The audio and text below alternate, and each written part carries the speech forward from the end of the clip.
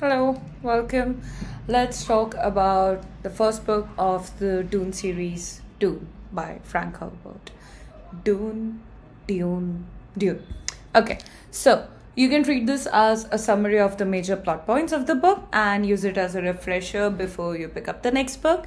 There are a lot of complicated points in the world building and the non-linear storytelling, and the way the information is disclosed to you adds to the complexity as well. So, let me draw your attention to the major details and why they matter. Please don't confuse this with an alternative to actually reading. This is just a refresher. Okay, so Dune opens with our main character, Paul Atreides, in his early teens, living on the planet Caladan. Right from the start, he's under observation, which honestly sets the tone for pretty much the entire book, actually. He's being watched by his mother, Lady Jessica, and by the Reverend Mother Mohaim. They're both Bene Gesserit. That is a powerful sisterhood that is trained in extreme mental and physical discipline, and they're deeply involved in controlling the genetics of all the major ruling families. One of their long term goals is the creation of the Quait's Haderach, a man capable of accessing both the male and the female lines of genetic, ancestral memory, will have unprecedented prescient abilities, which is essentially the power to navigate future possibilities. And that's why Paul matters to them. This is not a new plan. It's generations and centuries in the making, which is made possible by the fact that Bene Gesserits can inherit memories, so their plans can span out generations. The entire household is leaving for Arrakis, which is called Dune in the locals' language. And this was earlier controlled by the Harkonnens, and this is like a huge political maneuver because it's the only source for spice, aka melange, in the entire universe. And melange is important for a load of reasons. It increases your lifespan, it is used for outer space navigation, it is used to get high. Anyways, Dune is as much about the political and the human motivations as it is about the fantastical setting it is set in. So, Dune is a dangerous planet for more than one reason, and it is most definitely a trap set for the Atreides household. Power is balanced between three major factions: the Emperor, the Landstrad, which is all of the noble houses collectively, and the Chom Company, CHOAM. And these guys control all of the economic affairs and the intergalactic travel and trade. And the Emperor is backing the Harkonnens, and the Duke Leto is aware of this being a possibility and its possible ramifications. But the way the entire thing is orchestrated, he really does not have a choice but to, go to Dune and, take over the whole melange trade. Once they reach Dune, there's like a constant barrage of attacks on them. There's assassination attempts, there's like internal distrust and strife growing within the household, especially with Lady Jessica, who is sort of being framed as the main conspirator. The Duke never really believes that, but their mentor, the human computer equivalents, Thufir Hawat, does. Speaking of mentors, it is revealed that Paul is also potentially one. So, on top of his combat training with Duncan Idaho and Gurney Halleck, and his Bene Gesserit training by his own mother, he starts his mentor training too. So, at this point, his prescient visions start becoming more frequent. The fragmented glimpses of possible futures that are both seductive and terrifying. And like the eternal discussion that when it comes to future prediction, Paul also starts to come to the realization that just because he can see the future doesn't mean he can change the future. House Atreides eventually falls, and the traitor was Dr. Hugh, whose wife was tortured by the Harkonnens, and that drove his actions. In spite of betraying them, at the very end, he does help members of the household. He leaves hints and supplies for Paul and Jessica to escape and fits a poison tooth inside the Duke Leto's mouth, which almost kills the Baron, by the way, and takes out his extremely cruel mentor. So, Paul and Jessica also have the help of Duncan Idaho, who dies protecting them and ensuring that they can get to safety and get away, which is in character given how loyal he is and also given the soft spot he has for Jessica herself. There's a quote there, Duke Leto's final thoughts as he died, which really stayed with me. Letters saw it in formless light, on rays of black. The day the flesh shapes, and the flesh the day shapes. The thought struck him with a sense of fullness he knew he could never explain. I read this at night, half asleep myself, and it just struck me as vividly poignant. Paul and Jessica survive a sandstorm and an encounter with a giant sandworm, and Paul learns to navigate and understand his own prescient visions. And at this point, we see him overtake his own mother in terms of capabilities, but he's also sort of a douchebag to her about being slow. I mean, she taught you everything. They run into a group of freemen who plan to kill them, but Jessica takes them by surprise by her own physical prowess. And then Paul also proves himself when one of them, James, challenges him to a combat ritual onto death, which Paul wins, given that he's trained by some of the best warriors of his age, Duncan Idaho and Gurney Halleck. And both Paul and Jessica get accepted into the tribe.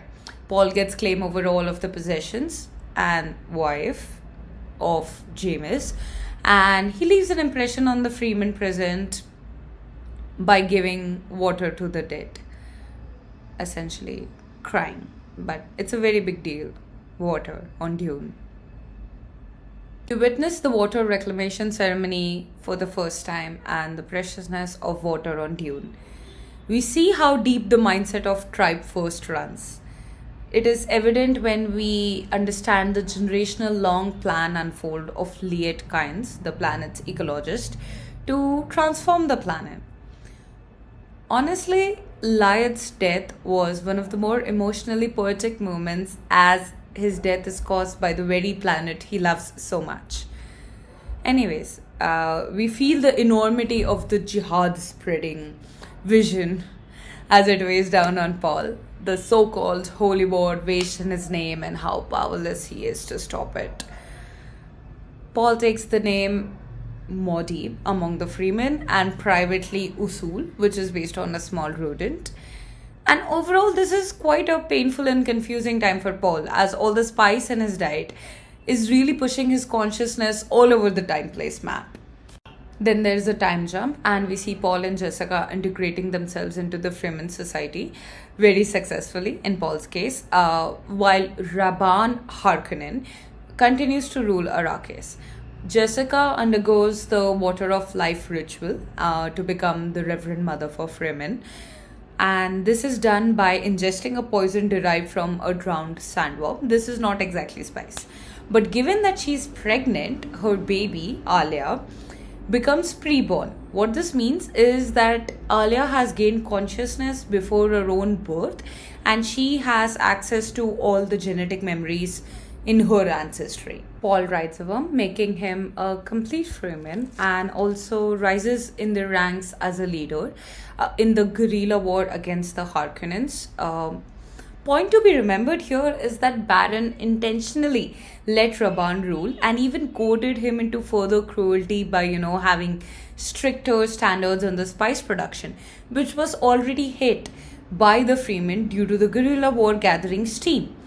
All so that he could set the stage for his nephew, Fade Ruther, to come and take over in a positive light. As the Baron had lost his mentor to the poison tooth of Duke, he was currently making do with Thufir Hawat, who he had successfully manipulated by letting him believe that the betrayer was Lady Jessica and she was the real traitor, and he was accomplishing his revenge against her. Honestly, I'm not very sold on this plotline, because how did a mentor not sniff this out, right? But it goes to show that even perfect logic has gaps. Here, due to the tainted evidence and the fact that his own shame and guilt blinded him to the Baron's manipulations. Anyways, it's not like he was the only one suspecting Jessica, given their plot had been orchestrated that way. When Paul met Gurney again, who was biding his time and working with the smugglers, even Gurney suspected Jessica initially. The visions and their implications continue to weigh on Paul, especially the gaps he could not see, And to finally wrest the matter one way or another, he decides to risk it all and drinks the water of life. Now, either he would gain full consciousness, proving that he is indeed the Quaid's Heatherarch, or he will die. There are multiple layers to this. Paul's blind spots in prescience, him stepping into a role that was in place as the Bene Gesserit spent centuries planting myths and prophecies on all the different planets, including Arrakis, using the missionaire Protectiva, so that if a sister was ever stranded there, she could use these myths to find her own safety. Even with this, he's not able to predict everything, like the rate that Sardaukar, the Emperor's special secret soldiers, land on his CH, in which his infant son, Leto II, is killed and his baby sister, Alia, is taken hostage, showing that even now there are some limits to what all he can see in the future. Paul is overcome with emotion, understandably, as he goes to meet the Emperor Shaddam IV, who has shown up with the Harkonnens and the Sardaukars. Fighting occurs, Paul uses atomics, threatens to blow the entire spice population, Freeman fight the Sardaukars, and in the galactic ship Alia kills the Baron, using their underestimation to her advantage. The visual imagery of a toddler successfully killing a ginormous behemoth, obese man, that's intense. Meanwhile, as Paul confronts the Emperor, who chooses Faith Rutha, his nephew, as his champion, and then he challenges Paul to a duel where Paul wins and kills Faith Rutha. Duh. We all knew that was coming. The intrigue lied in what lay ahead. Great written fight scene though. Count Fenring refuses to kill Paul as punishment, and the Emperor is forced to abdicate. Paul becomes the Emperor through a political marriage to the Princess Irulan, the Emperor's daughter, while Chani remains his one true companion. As Paul controls the spice production solely, and he is the Emperor now, one would assume that the book has ended on a happy or at least a victorious note, but no. The impending doom of the jihad, this word is used so many times. I thought someone will come knock my door when I'm reading this down because I'm doing some political correctness or incorrectness. Anyways, this threat and the impending doom looms over Paul's head, and we end on quite an ominous mood after all. Paul is a great example of how you can do the right thing, have the right intentions, and yet have horrible consequences of your actions. Frank Herbert's decades-old tale about charismatic leaders is as relevant today, if not more so, in today's political climate. Hope you enjoyed. Stay tuned for more. I guess. I don't know how to end a video. Bye.